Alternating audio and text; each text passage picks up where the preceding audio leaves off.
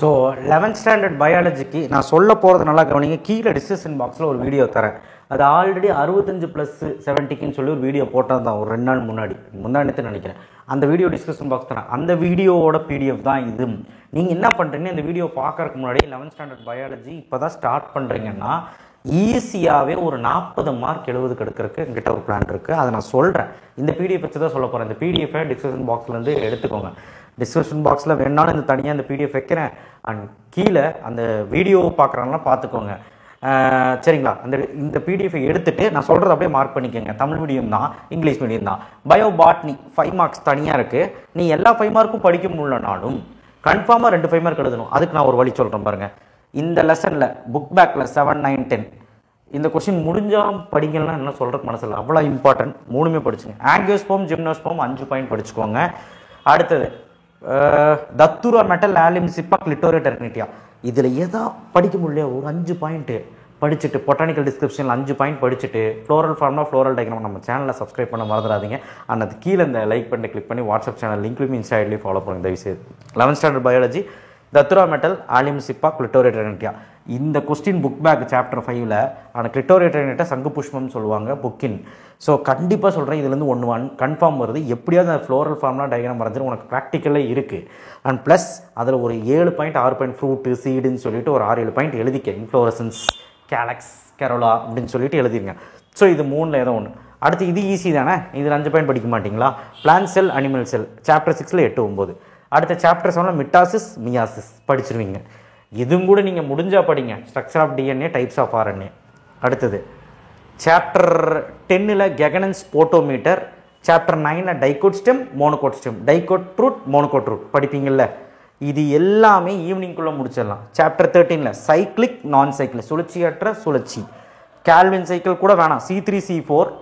அடுத்தது ஃபிசியாலஜிக்கல் வாழ்வியல், நான் சொல்கிறது மார்க் பண்ணிட்டீங்களா? வாழ்வியல், ஆக்சினின் வாழ்வியல் விளைவுகள், சைட்டோகெனான்ஸ், கிபர்லின்ஸ் இதையோட ஃபிசியாலஜிக்கல் எஃபெக்ட் மட்டும் 5 பாயிண்ட். பிசிடி முடிஞ்சா. ஆனால் இந்த கால்வின் சைக்கிளும் கருப் சைக்கிளும் ஏதோ ஒரு சைக்கிள் நாளைக்கு கன்ஃபார்மாக வரப்போகுது. முடிஞ்ச அளவுக்கு இந்த படத்தை மனப்பாடம் பண்ண ட்ரை பண்ணுங்கள். மீதி எல்லாம் படிக்க 5 பாயிண்ட் தான் இருக்குது. கெகனன்ஸ் போட்டோமீட்டர் மட்டும் படத்தை பார்த்து கதை ஓட்ட வேண்டியது தான். மீதி எல்லாமே இந்த பாருங்கள், இது difference 5 point, C3 C4 5 point, இதில் எல்லாமே 5 point. So dicot, monocot 5 point, mitosis, meiosis 5 point. உங்களுக்கு முடிக்கிறதுக்கு மத்தியானம் இப்போ ஆரம்பிச்சிங்கன்னா கூட சாயங்காலம் 7 மணிக்கு 8 மணிக்கு முடிச்சிடலாம். 2 மார்க் மார்க் வாங்க. சாப்டர் 1ல் படிச்சிருங்க. ஒரே ஒரு கொஸ்டின் தான் சொல்லிக்கிறேன். அடுத்தது சொல்கிறேன் பாருங்கள். சாப்டர் 3ல் படிச்சிருங்க. 6, 7, 10 ஓகேவா? சாப்டர் 3ல் கன்ஃபார்மாக படிக்கணும். சாப்டர் 1லையும் சாப்டர் 3லையும் கன்ஃபார்மாக படிக்கணும். அடுத்த சாப்டர் 4ல் இந்த டயக்ராம் பார்க்கணும். ஃபிகர் நம்பர் 4.6 ஃப்ளோரல் ஃபார்ம்னா ஃப்ளோரல் டயக்ராம் ஓகேவா? அடுத்த சாப்டர் 6ல் ரொம்ப ஈஸியான கொஸ்டினை கொடுத்துருக்கேன். இதில் ஒரு டயக்ராம் இருக்கும், பிளான்ஸ் எல்லாம் வரைய சொல்லி அது. And draw lampbrush and polytene chromosome, function of nucleus. இது மட்டும் சாப்டர் 6, சாப்டர் 3, சாப்டர் 1.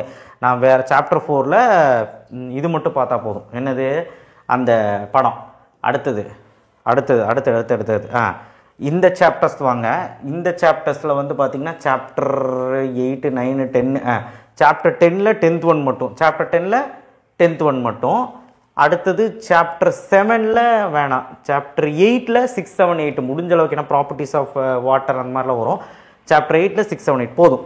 டைம் இருந்தால் சாப்டர் 14ல், சாப்டர் 13ல் இந்த டேபிள் படிங்க, இல்லைனா வேண்டாம் விட்டுருங்க ஓகேவா? அவ்வளோதான். நான் சொன்னது ஞாபகம் இருக்குல்ல? நோட் பண்ணியிருப்பீங்கன்னு நினைக்கிறேன். பயோஜுவாலஜி பாருங்கள். கார்டெக்ஸ், நான் கார்டெக்ஸ் படிச்சிருங்க. வேறு எதுவுமே நான் கேட்கல. சாப்டர் 2ல் டேபிள் நம்பர் 1. சாப்டர் 4ல் எக்கனாமிக் இம்பார்ட்டன்ஸ் ஆஃப் ஃப்ராகோட பொருளாதார ரீதியில் முக்கியத்துவங்கள் 5 பாயிண்ட் கன்ஃபார்ம். அடுத்தது டைஜஷன் ஃப்ராகோடது படத்தை மட்டும் பார்த்து கதை எழுதணும். 28, 29, 30 புக் பேக்கில். இந்த சாப்டரில் 5 மார்க் படிச்சே ஆகணும் ஓகே? அடுத்தது இன்ஸ்பிரேஷன், எக்ஸ்பிரேஷன். அந்த டயக்ராம் மட்டும் போடுங்கயா.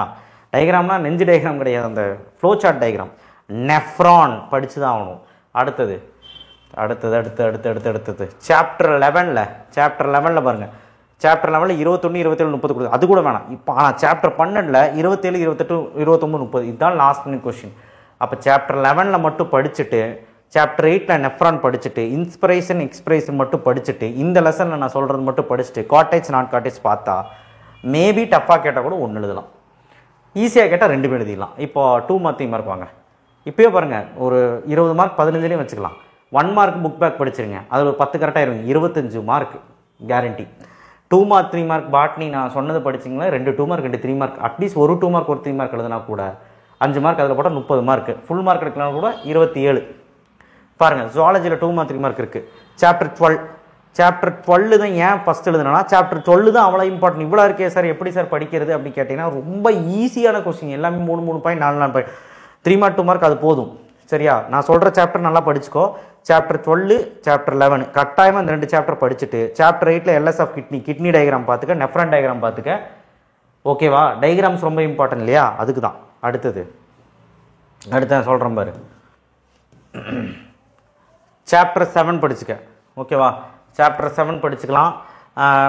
ஒரு சாப்டர் 4 ரொம்ப முக்கியமான சாப்டர்ப்பா, சாப்டர் 4. ஓகேவா, அடுத்து சாப்டர் 1 அல்லது 2 உனக்கு பிடிச்ச சாப்டர். எனக்கு தெரிஞ்ச 2 படித்தா நல்லது. அப்போ சாப்டர் 2 சாப்டர் 4 வேறு நான் எதுவுமே சொல்ல. Chapter 2 chapter 4 chapter 12 chapter 11 and LS of kidney.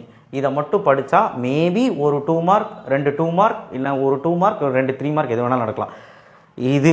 ஆனால் இது எல்லாமே படிச்சிட்டிங்கன்னா பக்கா சேஃபுங்க.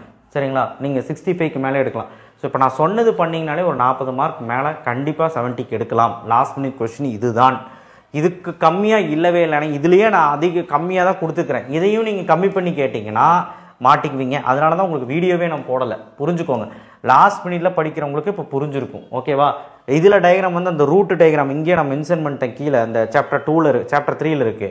அதுக்கப்புறம் பிளான்ட் செல்லோட diagram, lampbrush chromosome polytene chromosome diagram, இந்த மாதிரி தான் டயக்ராம் தான் கேட்பாங்க, தவிர வேறு எதுவுமே இருக்காது. புக் பேக் டயக்ராம் தான் அதிகமாக கேட்பாங்க. தேங்க்யூ.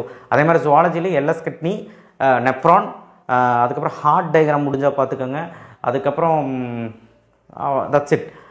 ஃப்ராகில் ஏதாவது டயக்ராம் கேட்கலாம். சரிங்களா, அதில் டைஜஷன் ஆஃப் ஃப்ராக் டயக்ராம் வந்து கேட்கலாம். ஸோ ரொம்ப இம்பார்ட்டன்ட். அதே லெசன்ஸில் 2 மார்க் 3 மார்க் ரொம்ப இம்பார்ட்டன்ட். அந்த ஃப்ராக் இன்செக்ட்லாம் இருக்கலாம் அந்த லெசனில், ஜுவாலஜி சொல்கிறேன். ஸோ அதனால் ரொம்ப முக்கியங்க. தேங்க்யூ. ஷேர் பண்ணுங்கள், சப்ஸ்கிரைப் பண்ணுங்கள், அண்டு இதையாவது படித்து நல்ல மார்க் எடுங்க. ஏன்னா நான் சொன்னது எல்லாமே கம்மி.